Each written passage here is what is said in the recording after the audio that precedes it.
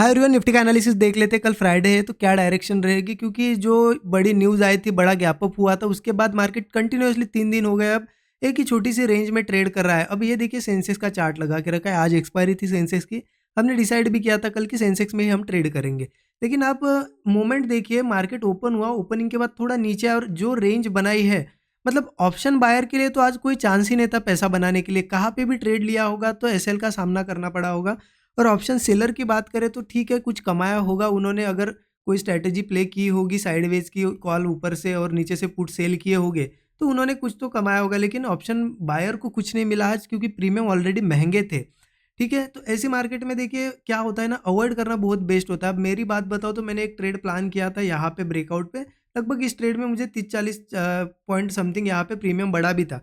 लेकिन प्रीमियम बढ़ उतना नहीं रहा था मार्केट जितना ऊपर जा रहा था, तो मुझे कहीं न कहीं लगा था कि कुछ तो यहाँ पे आज होने वाला है ऐसा गड़बड़। तो उसके बाद जब मार्केट नीचे आया, लगभग इन लेवल्स के आस-पास में कहीं निकल निकल गया था, आई थिंक यहाँ कहीं निकल गया। उसके बाद मैंने क्लियरली अपडेट दे दिया था, ये ट्रेड भी शेयर किया था, मैं निकला और अपडेट दे दिया मैंने कि यहाँ पे मैं अब कोई ट्रेड प्लान नहीं करने वाला हूँ, मैं अवॉइड करने वाला हूँ। क्योंकि कहीं न कहीं समझ जाते हैं हम लोग, जब मार्केट में मूव भी आता है, प्रीमियम भी नहीं बढ़ते, तो साइडवेज का इंडिकेशन होता है वो। तो ऐसे मार्केट से बचना बहुत ज़्यादा ज़रूरी है। देखिए लॉसेस से अच्छा होता है आप बैठे रहो, क्योंकि कैपिटल प्रोटेक्ट करोगे, वही रिस्क कल लोगे जब अच्छा होगा मार्केट, जब मूवमेंट आना शुरू होगा तो आपको ईज़िली प्रॉफ़िट बन जाएगा। लेकिन आप ऐसी मार्केट में कितना भी ट्राई करो, आपको मार्केट यहाँ पे गलत ही साबित करेगा। तो मार्केट वैसा रहता है, तो वैसे दिन आप समझ जाना चाहिए, 1-2 बार अगर मार्केट ट्रैप कर रहा है, नीचे भी नहीं जा रहा है, ऊपर भी नहीं, तो अवॉइड करना बेस्ट रहता है। अब देखिए अगर निफ्टी की बात करें, तो निफ्टी का एनालिसिस देखने वाले हम कल के लिए। तो निफ्टी के चार्ट पे आ जाते हैं हम, 15 मिनट चार्ट पे आते हैं। अब एक चीज़ समझिए, जो ये इंडिया यूएस ट्रेड डील जो हुई थी, उसके बाद मार्केट गैप अप हुआ था 5% के आसपास, फिर गिरा और एक ही छोटी रेंज में। अब ये ऐसा नहीं कि मार्केट यहाँ पे खराब है, देखिए डाइजेस्ट करने में समय तो लगता है। मैंने आपको बताया भी था, इसी दिन बताया था, जब मार्केट इस दिन गिरा और यहाँ पे था, मैंने क्लियरली आपको बता दिया था कि यहाँ पे मार्केट को 1-2 दिन तो लगेंगे डाइजेस्ट करने में, एक मूव पकड़ने में नया। अब ये 2 दिनों से 3 दिन हो गए कंटिन्यूअसली मार्केट एक ही रेंज में। अब प्लान क्या होना चाहिए, हमें कैसे ट्रेड प्लान करना है, देखिए बहुत क्लियर है। अभी निफ्टी की अगर बात करें, निफ्टी जिन लेवल्स पे है, यहाँ पे वीक लेवल पे, मतलब कल मैंने आपको क्लियर बताया था 25,670 का एक जो लेवल है उसके नीचे है हम। 25,670 के नीचे है, इसका मतलब वीक जोन में, और वीकनेस आपको दिखाई भी देगी। देखिए बायर्स ने जितने भी ट्राई किए, बाद में सेलर्स ही आए हैं। हर जगह कैंडल ग्रीन भी बनी है, फिर रेड कैंडल्स भी बनी है, और क्लोजिंग इसके नीचे ही मिली है, तो मार्केट तो अभी वीक है। ठीक है, अब देखिए मार्केट फिर से इन्हीं लेवल्स के 670 के नीचे नीचे कल ओपन होता है और वीकनेस रहती है, तो हो सकता है पॉसिबिलिटी है कंटिन्यू करे, क्योंकि नीचे सपोर्ट सीधा सीधा 25,450, 25,215 लेवल्स पे है। बट एक चीज़ ध्यान रखिएगा कि सीधा बहुत बड़ी क्वांटिटी मत लीजिए कि आज मूव आएगा, आज मूव आएगा, क्योंकि वो मूव, उस मूव के चक्कर में हम क्वांटिटीज बहुत ज़्यादा लेते हैं कि नहीं अब बड़ा मूव आएगा, लेकिन वो कब आने वाला है हमें पता नहीं है, राइट।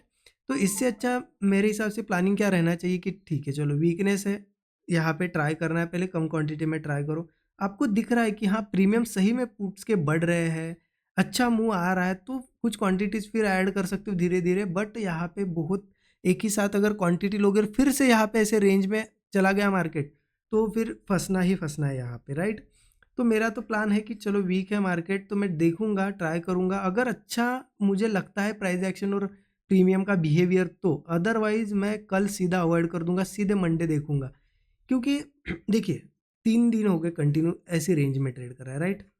अब एक बड़ा मूव आना तो पॉसिबल होता ही है, क्योंकि कंटिन्यू मार्केट बहुत दिन नहीं रह सकता ऐसा, 3 दिन 4 दिन रहेगा, एक मूव आएगा, वो कौन सी डायरेक्शन में आएगा वो क्लियर नहीं है हमें, क्योंकि इतनी बड़ी न्यूज़ के बाद अब फंस गया है मार्केट यहाँ। पहले हमारा काम होना चाहिए कि एक डायरेक्शन पकड़ने दो मार्केट को, जब मार्केट डायरेक्शन हमें क्लियर करेगा, जब डायरेक्शन क्लियर होगी ना, तब हम अच्छे से प्ले कर सकते हैं। मतलब अब यहाँ पे करना क्या चाहिए, मिटा देता हूँ मैं आपको, सिंपली समझाता हूँ। देखिए अब रेंज में है, ठीक है, हम इस होप पे 2-3 दिनों से ट्रेड करें कि चलो अब बड़ा मुँह आएगा, कल भी सबको लगेगा कि बड़ा मुँह आएगा, हो सकता है आ भी जाए, हो सकता है साइडवेज भी रहे। बट मेरे हिसाब से बार-बार कल भी अगर ट्राई करेंगे उस मूव के चक्कर में और वो मूव नहीं आता है, फिर साइडवेज हो जाता है, फिर से लॉस करने से अच्छा रहेगा, एक बार वो मूव मिस हो जाए चलेगा, लेकिन उसके बाद हमें कन्फर्मेशन मिलता है, ठीक है ना? मूव आने दो, चलो कल मान लो बहुत बड़ा मूव आया और ऊपर के साइड क्लोजिंग मिली, तो क्लियरिटी आ जाएगी कि हाँ अब स्ट्रेंथ है। फिर बाइंग में हम धीरे धीरे जा सकते हैं और प्रीमियम भी फिर अच्छे से बिहेव करेंगे जब एक मूव आएगा।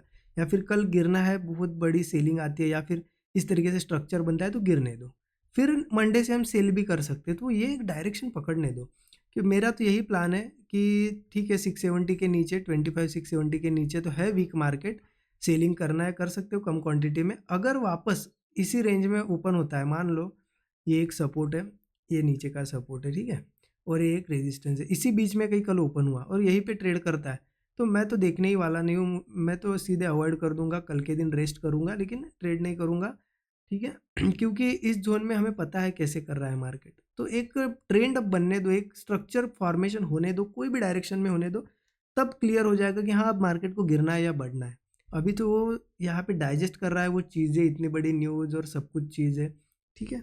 तो ये मेरा प्लानिंग है। तो थोड़ा सा मार्केट से दूर रहोगे तो कोई फ़र्क नहीं पड़ेगा, एक दो दिनों से एक मूव भी छूट जाए तो, लेकिन बार बार फंसने से तो बचोगे, ठीक है। तो ये मेरा कल के लिए एनालिसिस है, बाकी कैसा लगा आपको ज़रूर बताएं, और बाकी अगर अच्छा सेटअप कोई बनता है तो मैं स्टूडेंट ग्रुप में ज़रूर शेयर कर दूंगा। Thank you so much.